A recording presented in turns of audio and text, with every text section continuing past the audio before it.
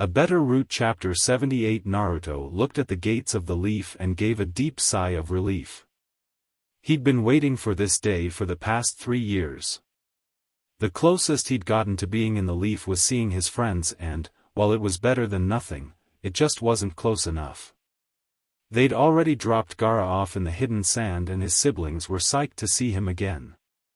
B was really sad to see them go and gave them goodbye rap. It had been awful, but they still pretend to like it. Naruto, Fu, and Rin, who had ended up escorting them back to the leaf because she was already in the hidden cloud helping out with the medical situation, entered the leaf to find the warmest welcome you could possibly imagine. Hinata ran up and practically tackled Naruto. It was clear she missed her boyfriend very much. You're never allowed to go away that long ever again. Seeing you once every month or 2 isn't even close to enough. Naruto agreed wholeheartedly and told Hinata, I almost forgot how beautiful you are. Look how long your hair's gotten. While they were busy talking, Shino walked over to Fu and pulled her into a deep kiss. She let a small moan escape the back of her throat. When he pulled away, Fu said, No, that's what I'm talking about. Shino had clearly been trying to loosen up like Fu had asked him to. I thought you'd enjoy that. Tsunade came up and smothered Naruto and Fu in big hug. It's so good to have you guys back. Enko came up to them once Tsunade let them loose. About time we got you Gakis back in the leaf. You'd better be certified badass or I'm gonna be pissed. Naruto smirked, I was badass before, but now I'm just downright 100% awesome. Mito came up with Kiba, gave her surrogate brother a hug. Glad to have you home, Naruto. Naruto chuckled, good to be home, Mito. Kiba been treating you okay? Mito turned and gave her boyfriend a kiss on the cheek and started to pet Akamaru, who Naruto noticed was a hell of a lot bigger now. Yeah, he's been treating me like a princess. Naruto had to ask, when did Akamaru get so big? Kiba shrugged, I don't know, one day he was just too big to fit on my head anymore. Before I knew it he was massive. Before Naruto could say something else, Lee jumped in front of him, Yash, Naruto. Please tell me you have not let your flames of youth go dim. Naruto had even kind of missed Lee's overexcited nature. Wouldn't dream of it, Lee. How's Guy-sensei doing? Lee didn't have to answer as Guy appeared out of the blue. I am excellent, just like my adorable student. Naruto noticed his uncle and cousins weren't there, so they still haven't found Kakashi yet? Rin looked down at the ground, no they haven't. But I know they're getting close. That's when Enko asked, they didn't send you a message? Rin raised her eyebrow, about what? Enko smiled, Rin, they've found Kakashi. They sent a note saying that they've got something to tell Tsunade in person and that they're coming home with him as we speak. He's on our side again. Rin burst into tears of joy. Her deepest desire had come true, my son is coming home.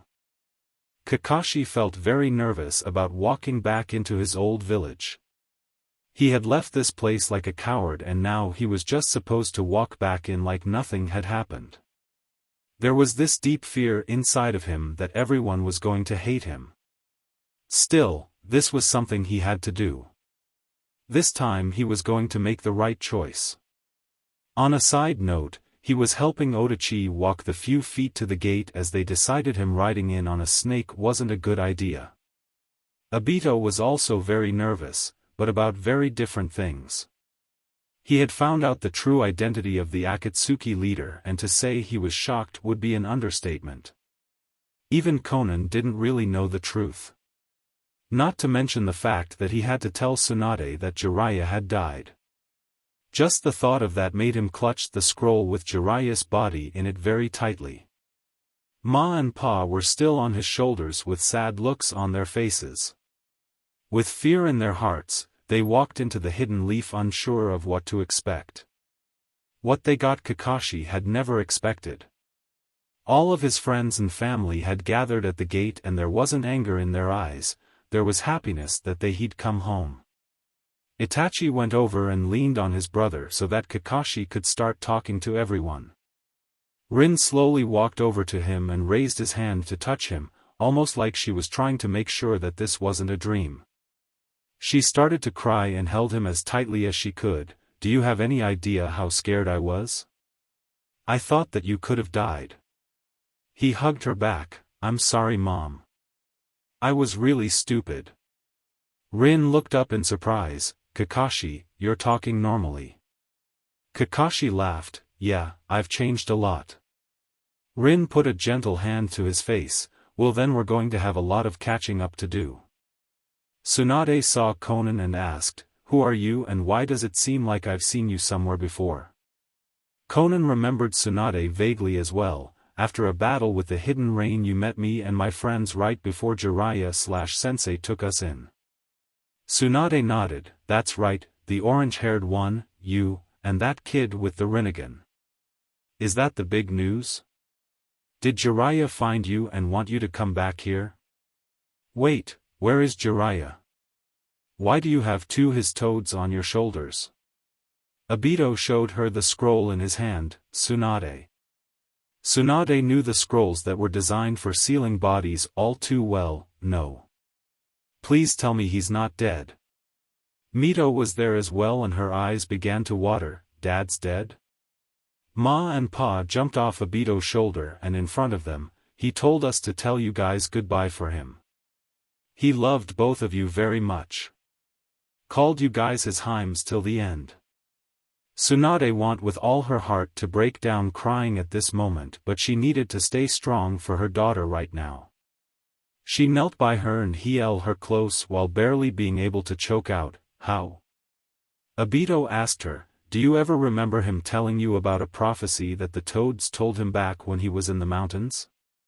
Tsunade nodded. Well, turns out one of his old students is the front man of the Akatsuki, although it turns out now that he's not actually the leader. Looks like the Rinnegan is just as fearsome as the legends foretold. Tsunade suddenly realized something. Does that mean it was Konan here's friend? Konan felt guilt for what happened to her sensei. I'm sorry, but Nagato hasn't listened to me for years. There's no way I could have talked him out of it. Tsunade wasn't really in the mood for passing blame. She wasn't the only one who was heartbroken at the moment as Naruto was getting choked up himself. Uncle Jiraiya, no way, he can't be dead. Tsunade was really having a hard time holding her pain in right now. I know we're probably going to have some kind of council meeting, but I really think that Mito and I or Naruto for that matter are going to be up for anything like that. Obito didn't object, of course, just stay at the mansion and try to help Mito through this. I imagine they'll mostly be talking about me taking my job as Hokage as back and Kakashi returning as well. We might set up a funeral for Jiraiya, but I imagine that you don't really need to be there to do that. The only people who really have to be at the meeting is myself, Kakashi, Konan, Rin, Itachi, and Sasuke. The rest of you should go with Rin. Tsunade got Mito calmed down and started to walk to the mansion. I don't care when you set it up. Not like the date of it is gonna make it any easier. I'll see you all soon. They walked away and Rin asked Konan, so did you used to be with the Akatsuki? Konan walked over and put her hand in Kakashi's. Yes, but your son convinced me to leave. Rin suddenly realized what was going on. Hold on. Are two actually dating? Kakashi glanced Konan. More or less, yes. Rin wasn't exactly thrilled. Robbing the cradle a bit, aren't we? Konan had a feeling that would be her response. She wasn't angry with her for it. Her son was dating a woman almost twice her age, I suppose, but I deeply for your son. Rin ground her teeth. Why don't we just go to the council meeting? Obito figured that would be the best way to relieve the tension. The toads jumped back on his shoulders and they started to move. That sounds like it would be the best idea. Rin whispered to Konan as she walked past her, we'll talk later. Itachi came over on crutches that someone must have gone to get him and Kakashi looked around. Where's Sasuke? Sasuke was over talking to a girl with red hair. so did you get all of my letters? Karen nodded. Yeah, sounds like you had a really crazy time. Sasuke chuckled. Oh yeah, it was crazy alright. You look really good. Karen blushed. So do you. Kakashi called over. Hey lover boy, we've got to go to the council meeting. Sasuke told Karen, I've got to go. Talk to you later. He ran off after Kakashi, leaving a red-faced Karen waving at him. The council was ecstatic to have Obito and Kakashi back, and he was immediately reinstated as Hokage, but were shocked to hear about everything with the Akatsuki and that Jiraiya was dead. One of the council members asked, so your mother is alive, and manipulated Kakashi into joining the Akatsuki and gave him the DNA of the first so that he now has would release. I got that part. However, he's also dating an ex-Akatsuki member whose friend killed Jiraiya of the Sannin, and he isn't even the stronger member of the Akatsuki? Obito had a hard time believing it was. Well, I'm afraid so. I dropped the scroll with his body in it off at the coroner's office to be cleaned up. Did anyone have any preference as to the date of the funeral? Sarutobi said in a sad voice, we'll just do it a week from today, that should give us enough time to set everything. Now I've got to address the elephant in the room. Why are there two of his toads on your shoulders? Obito sighed. That would be our next order of business.